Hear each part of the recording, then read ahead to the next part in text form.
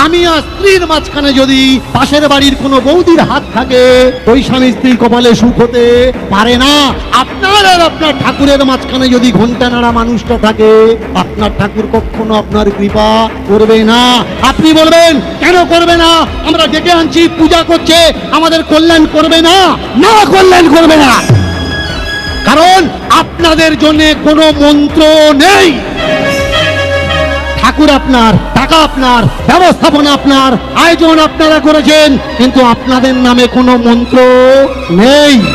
ব্রাহ্মণ যে 10টা পয়সা চাঁদা দেয়নি, যে পার্থিব অর্থ নিয়ে পূজা করতে এসেছে, সে আপনার আনা ফুল, আপনার আনা জল দিয়ে বলছে সচন্দন তুলসী পত্রায় ব্রাহ্মণ্য দেবতায় নমো।